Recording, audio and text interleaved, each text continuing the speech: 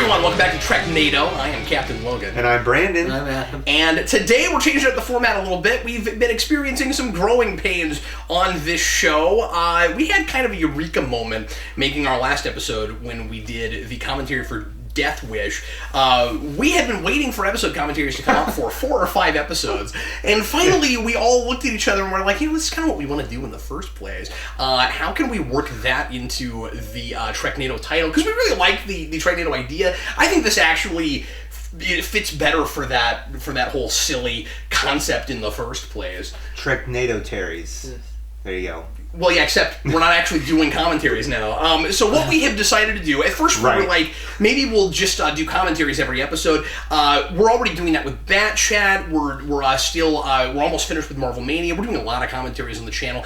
And Brandon is not familiar with everything. And so there are a lot of episodes that we might bring up that if we did commentaries, Brandon wouldn't have a lot to say yet, or he would be watching the episode trying to scratch my head, just enjoy the episode.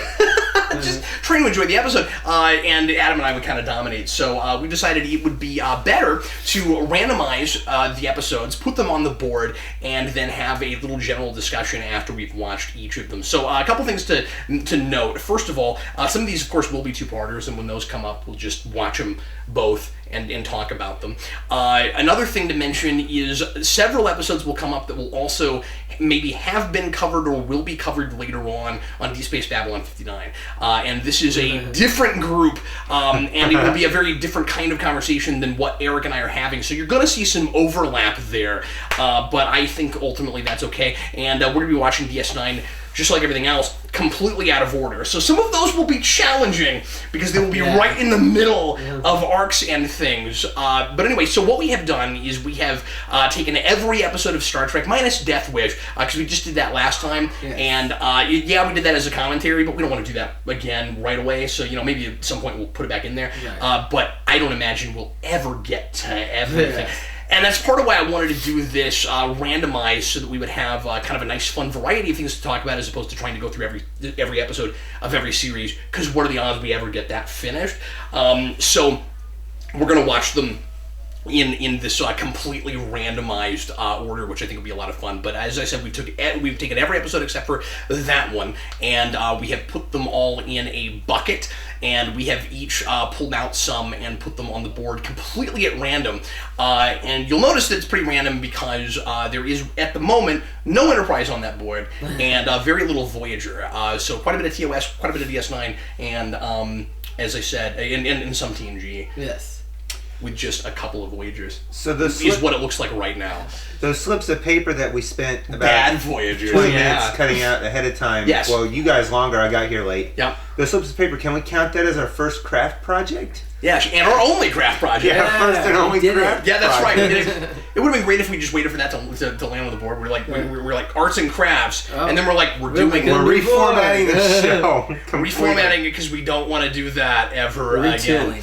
The old format was really fun. I like the variety of it. Every now and again, I imagine we'll do like a special episode doing other kinds of things. I would really like to keep doing some quizzes and games with you guys. Yeah. That stuff is fun. And sometimes we'll just work those. The comic thing was fun too. The comic thing was fun. Every now and again, we might deviate from this format and just do something else. But primarily now, the Treknado, instead of blowing around categories, has done this with episode titles. So without further ado, we're going to go ahead and spin the wheel. We're going to let Brandon spin the wheel because I like using Brandon as the wheel-spinning monkey. Just think of Brandon as the monkey that Janeway and Chakotay found when they were stranded on the planet together. Yeah. I'd prefer to think of myself as the Starfleet ration hut that they build. The ration? I thought you were going to say the bathtub, and that would have really been awkward. And that would have been awkward. Thanks for making it awkward.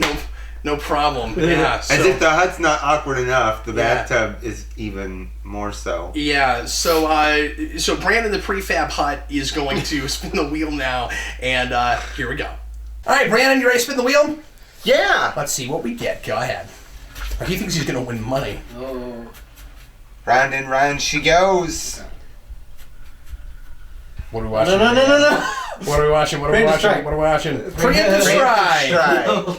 As it rolls backwards. I've never been more excited to watch Preemptive Strike. than when it's right next to Warlord. So we just watched Preemptive Strike, which is the penultimate episode of The Next Generation, and kind of an odd episode to start this new format with. It is the last episode that features Ensign Ro, kind of shoehorning her in real quick to give her some kind of a send-off. We haven't seen her in a long time in this show. Was she in season 6? I don't know if she pops up there at all. Well, I mean... Rascals.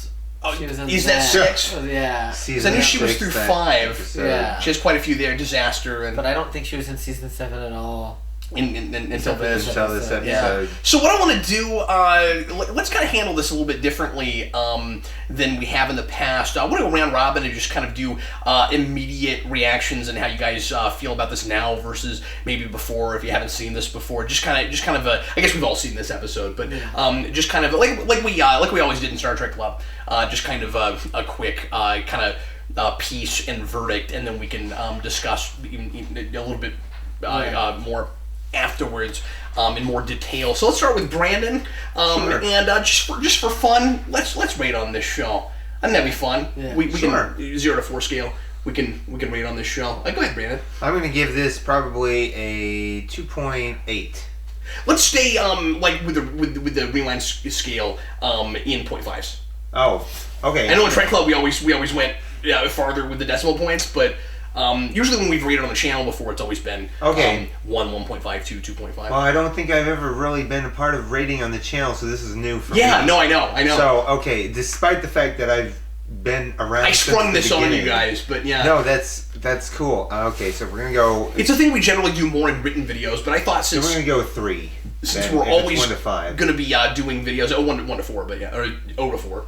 But you can use a 0.5. Oh. You can have a half a point if you want to. But I'm just saying, don't no go weird decimals. 0.5 okay? or 2.5 or 3 is what we're saying. Gotcha. Yep. 0.5. Yeah. Anyway, yes. Okay, so 2.5. Yeah. All right. Cool. And he rounded down. This, I think I'm okay now. So what do you think? Well, this episode, it falls in line. I've seen all of Next Gen. I've watched Next Gen straight through before. So that and Voyager are the only 2 I've done that with. This does kind of fall in line with what's going on in Next Gen, but I feel like this compared with the last episode, really, they don't go together. And it kind of seemed forced to get Ro Laren in there one more time. And even some of the things that Ro is saying sound a little bit forced to me for this episode. I never particularly cared for the scene that I talked about, the awkward scene where Ro and Picard are talking at the table. I mean, I get what's going on, but I always felt like Picard has never really done intimacy that well, even fake intimacy. And I don't know if that's Picard being Picard or Patrick Stewart's inability to, or where he was at his point in his career when he did this. So, I mean, I love Patrick Stewart, he's great, but it always seemed a little bit off to me. I mean, personally, I've seen him do it better. It's still not perfect, ever. So, we're kind of in that line. It's not one of my favorite storylines, so, but it is okay Trek. What do you think? I give it a 2.5 also. I mean, I feel like, in addition to what Brandon said about trying to give Ro Laren some closure there, it's another piece in trying to set up the Maquis for Voyager. I feel like trying to introduce them. Like they started it with the 2-part episode in Deep Space Nine. Of the same name. Right. And I guess it must have been at the same season. Was that season? That was season 2, so that would have been season 7 of Next Generation. Yeah. Right. Mm-hmm. So, I think, I don't know if they knew that was coming with Voyager when they did the Maquis, but they obviously do with this. I always thought they 6 months until Voyager I always felt like they introduced the Maquis as a DS9 thing, and then they thought, wouldn't it be cool if that was Voyager? Yeah, but I'm not sure. I don't know how long it was in production before. Because that pre-production with Voyager was real Raj. Yeah. Yeah, they're kind of like, we want something to replace Next Generation. Yeah. That's also set in space, not on a station. Didn't you say there was like 6 months of a gap. Well, yeah, that way. I mean, from the end of Next Generation until the beginning of it's aired almost like a mid-season replacement because they wanted a Star Trek show to anchor their new television network. Basically, that's why they kind of forced it. But yeah, it's okay. There's some acting that we thought was not the best, but really all the Maquis characters I think are a little iffy. Yes. And there's this one guy that's so shifty-eyed and it's unintentionally hilarious. You notice that every time they cut back to that guy, he turns his head as if he's like gonna triple cross them or something. Like he's just constantly doing this, and then every time we and then if we cut to him, he goes. And we keep doing that, and it's really funny. He's trying to steal the scene, but for all the wrong reasons. I'm not real surprised. I don't recall seeing that guy in anything else. But I don't think the old man is particularly great. I like that. He's not awful. Right. And I feel like I've seen him somewhere. There are moments. I've seen him in something else too. Yeah, there are moments that I feel like are I can't think of what, but there are moments where I feel like he's kind of genuine. And then moments where I feel like he's hamming it up real hard and he thinks he's in a high school Shakespeare play. His death scene was there are moments. That whole thing. And how did he die? Yeah. He gets shot in the shoulder and he dies. Yeah. It's really funny. Yeah, we thought it was because he fell. He's an old man. He's an old man. Either his heart's in his shoulder or he didn't have Maquis issued life alert. Yes. Yeah, but all the Life Alert does is bring like medical staff over. Well, he had no time. I feel like he dies like real fast. From that. Yeah. No, if they had medical aid, it wouldn't have mattered. It was too late for him. Yeah. It's I really also funny. Felt like he wasn't that old. He was like 60, bro. You talked about him being kind of a whether or not he's a genuine. The life expectancy of Bajorans is a lot less. Okay, when you see and we see a lot of elderly Bajorans, but they're all like 45. You just didn't know that. I'm sorry. I feel like he was either really fond of Rolaren or way too into Rolaren. Yeah. And then it was no more apparent than after we're making fun of that, then he goes and puts his hand right in the center of her back. Yeah, I never want to read too far into that, and it can be a funny, it can be amusing, and for whatever reason, I have this more with Star Trek than I do anything else, to read sexual innuendo when it's clearly not intended. Yeah. It can be really funny where like the episode is real innocent about it, but there are just too many things that line up that take your head there. This is one of those. Well, that happened to me earlier in the episode where they're talking about flying to the back of the shield, and I'm just like, well, that just seems. Yeah, but that's a thing that but that's one of those things that's really easy to just go to potty humor. Yeah, you know what I mean. With that guy, like we have aft torpedoes and things, whatever. But that guy is very clearly interested in her on a level he's hamming it up. Making him Hasperat, I think. Which sounds like a euphemism. Anyway, I'm completely in agreement with you guys. This is a 2.5. Yeah. I think this episode is a potentially giant missed opportunity. You're absolutely right that we are kind of thinking more about the commercial nature of what we're doing moving forward than we really are about how we're ending our series. I don't think Trek shows on the whole are very good at last episodes. They're not very good at first episodes generally, and they're really not good at second to last episodes, with the exception of DS9, which I think has a better second to last episode than a finale. Preemptive Strike would have been a really great opportunity to do a cool and I mean, like, maybe this would have taken away too much from our characters, but it's not the finale, so it wouldn't be the same thing as what we did with Enterprise. This would have been a place to do another DS9 crossover and finally do one right. If you're gonna do stuff that DS9 is dealing with right now, and you're gonna bring the Bajorans in, why not bring one or two characters in and do maybe even a multi-episode crossover with DS9? I think this would have been a really good place to do that, especially since they're in a demilitarized zone, and especially because Ro was originally supposed to be Kira. Wouldn't it have been nice to have them on screen together one time? And obviously that's a difficult thing to line up with schedules and things, and who knows? And they were trying to make Generations and all kinds of things, and they were developing Voyager, so that might have been a really tough thing to do right then. I don't know. Do you agree with that? I think it's maybe a missed opportunity. Well, I wonder why they never did like a real crossover on any Star Trek. You know, it was like, here's the setting and here's like one character from They were always a little afraid of it. It's like, I wonder if it's like a budget thing too. I wonder if they could not afford to have the entire cast of the show as guest stars.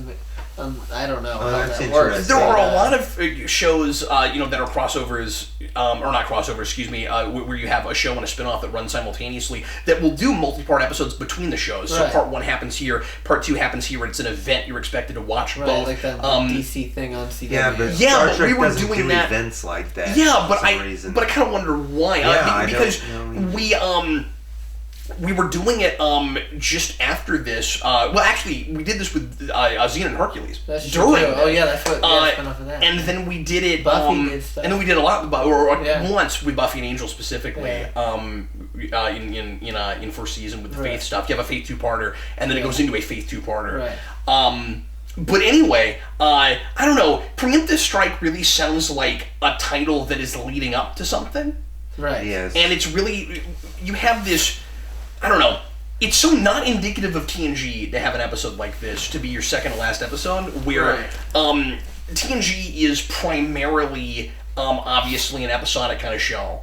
One and done episodes. We do a lot of follow-up things. There's a lot more continuity in TNG than there is TOS. Right. But Season 7 especially is just a bunch of stuff that happens. Right. It really harkens back to first season or second season. Yeah. And has a lot of kind of random one-off things. And obviously every show does that, but we're not really adding that much to the mythology with Season 7 of the Star Trek universe on the whole. And to do something that is relatively this continuity heavy with Cardassian and Bajoran stuff, which never fit well into TNG. Right. You know, it's introduced there with the Wounded, and then and where we pretend like there's this war that we've never talked about before. It's really intrusive. Then we make a series about it. Then that's DS9's thing. Right. I like the idea of TNG coming in and having to deal with stuff that has to do with the Maquis or the Bajorans or the Cardassian. And obviously, that's all intermingled. Right. But this feels more intrusive than The Wounded did, and The Wounded is a much better and quite compelling episode too. That is the kind of blueprint source material that gets you to Deep Space Nine in the first place. Exactly. So anyway, I don't know. This is and it's predictable too. Ensign Ro does precisely what you would expect her to do. Well, when she ends up going with the Maquis at the end, and then when we get to DS9 and we get to Defiant, don't we kind of just do this better? Exactly. Yeah. It's just kind of a rehash with Thomas Riker. Yes. Yeah. Exactly. For lack of a better term to use, is that a quote unquote testament to knowing Laren's character, or just bad writing, if you will? I guess. Yeah, I think it's. I mean. Sure, you could say that's that you wouldn't know that was going to happen if you weren't familiar with her character, but if you didn't know about her in the first place, this is really going to feel intrusive and maybe even a letdown. Yeah, just because they put in this character and then they just remove her from. Right. Yeah, because we're already. Remember how popular TNG was. This is the number one show on television, and you're in this really bittersweet place. I would have done for my penultimate episode, and Voyager has a really, really dull one. I mean, it's like the worst second to last episode of probably anything I can think of. Do you remember that? One, yes. With the hierarchy? Yes. And then the one before that is even worse and super boring. Where Janeway gets kidnapped. And I want to say that was their second to last episode. But anyway, this one, I don't know. I would have done a really good, solid, standalone character piece for somebody. Right. Either a Picard story or a Riker story or a Data thing. But just go or something that's kind of like a good everybody kind of piece like Genesis tried to be but didn't quite manage. Data finally learns Pop Goes the Weasel or something. But what I'm saying is make it not necessarily that's funny, but make it not necessarily a continuity thing and just do what TNG did well, which was good science fiction story. Your second to last TNG episode should be another weird, we found something crazy out in space, what's going on. Yeah, but it should have been like a consummate Brandon Braga thing or something. Yeah. Look at how badly Next Generation sends off its characters time and time again, from Tasha Yar to Rolaren. Like, it just sends them off poorly. Well, and we did the same thing with Wesley Crusher in this season. Yeah. That's what I'm talking. Yeah. That's the biggest thing that was in my head when I made that comment. This feels like we're trying to tie up loose ends that no one is looking to tie up. Right. Yeah, absolutely. Did you need to know what happens with her? And wouldn't you have left I've that already open? forgotten her by this point. We're about to go into DS9 season 3. I would have left it, and I'm not saying that it's bad because it's not what I would have done. I just didn't find this episode particularly compelling. But it's a missed opportunity. Why don't you leave it? Hold on. Why don't you just leave it open so that Rolaren could be brought into DS9 and do something with her there? Right. What if, would you have even felt better, because you mentioned like doing a crossover episode with DS9, would you have felt better if they'd have brought her into season 3 DS9 for this specific episode and still sent her out the same way? I think it would have been cool maybe if they wanted to do this kind of story, and obviously this is something they kind of came up with for the excuse of sending her off, so they wouldn't have done this, but make it a slow burn kind of thing, kind of like what we did with Eddington. Where she comes in and she's part of the team on DS9 for maybe half a season, and then she goes off with the Maquis, or maybe she's the Maquis spy the whole time. It could have been cool if she was like a mole or something. Yeah.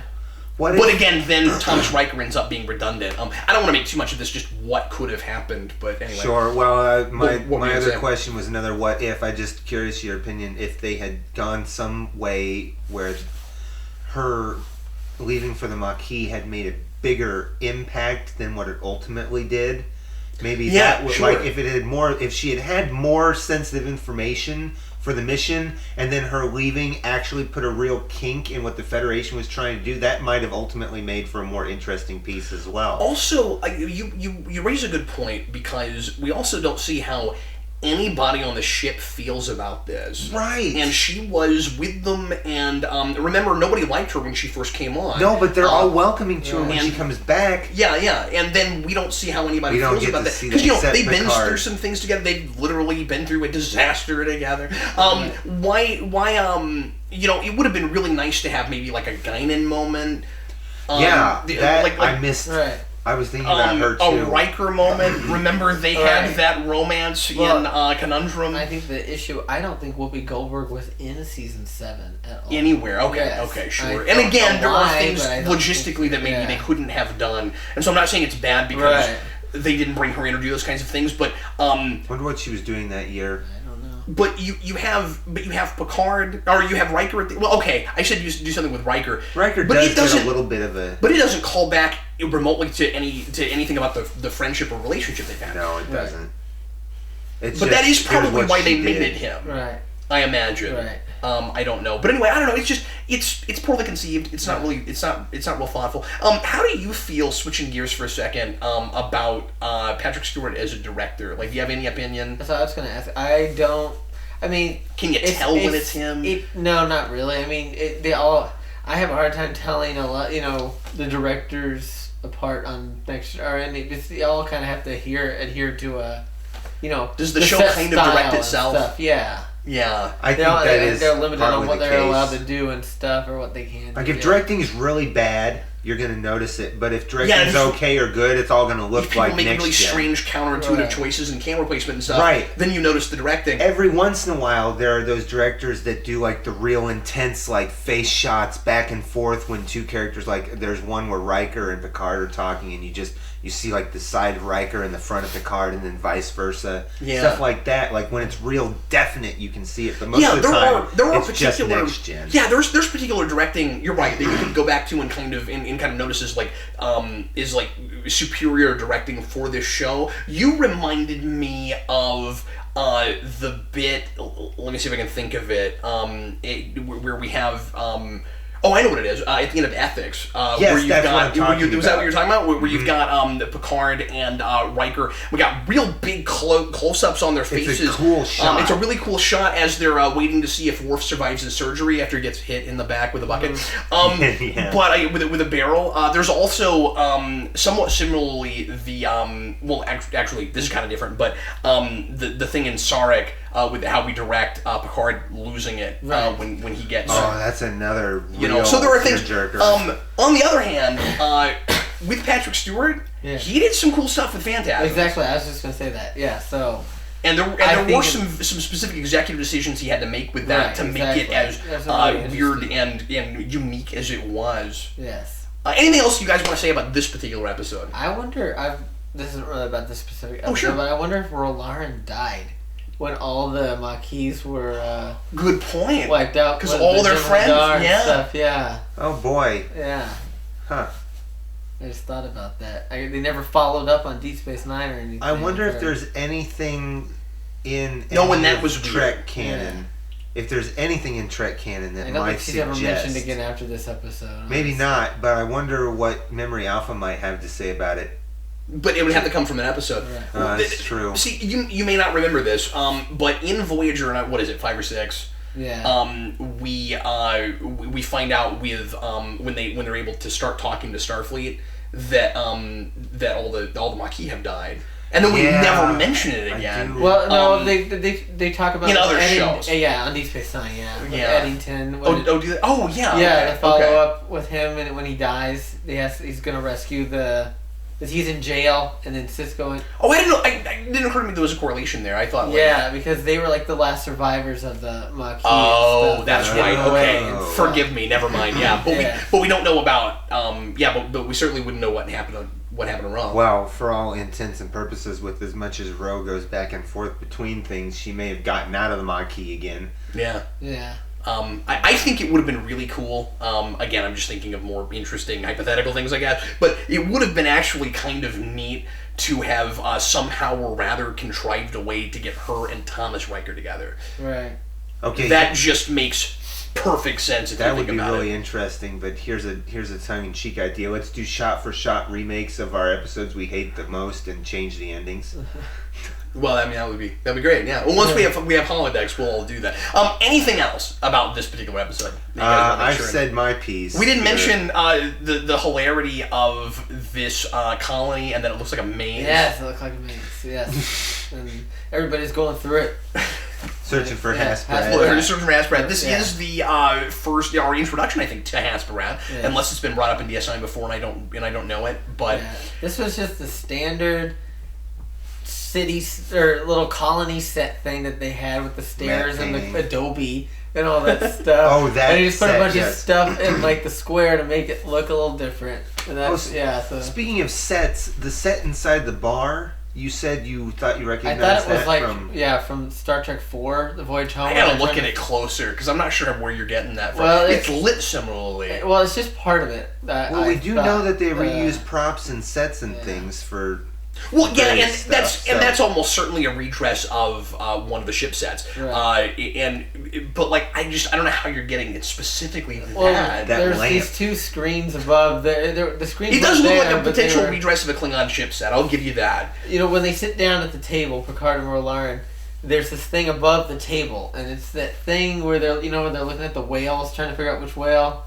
Yeah, I know the screen. It's there, but there's no screen in there. It's just a light in there now. Right. They took it out. That's what I was thinking when you mentioned that. Okay. I was thinking hexagonal shape. I see what you're saying. Yeah. That's all I thought. I don't know.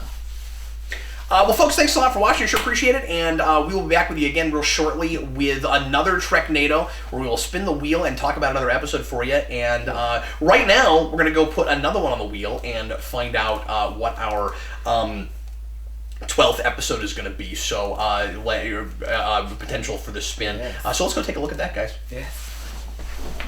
We have taken down Preemptive Strike. We are ready to add to the wheel, and just so everybody knows what's on the wheel right now, we got Warlord from Voyager, Brendan Circus's TOS, Devil's Due TNG, oh that'll be fun, Rapture DS9, Cold Fire, Voyager, yay, Treachery, Faith in the Great River, that's an OK DS9 episode, Devil in the Dark, TOS of course, Force of Nature is a TNG episode, Future Imperfect is a pretty decent Riker episode, Game Sister Triskelion, TOS, and Assignment Earth, which is an excellent TOS episode. So let's find out what we're going to add now. Brandon is going to hand me the box. We're going to pull something out of the box. Let's see what we're adding to the wheel. And today, adding to the wheel is the DS9 episode, The Die is Cast. Ooh. The Die is Cast. We'll have to make sure to throw dice for come up with some kind of excuse to throw dice that episode, gentlemen. Yes. Will we say Al Moraine? Al Moraine. Count to 4. Second, Calamari. Second Shap. All right, folks. It's just a game. The die is cast. All right, thanks a lot for watching. Sure appreciate it. We'll see you next time. Bye for now.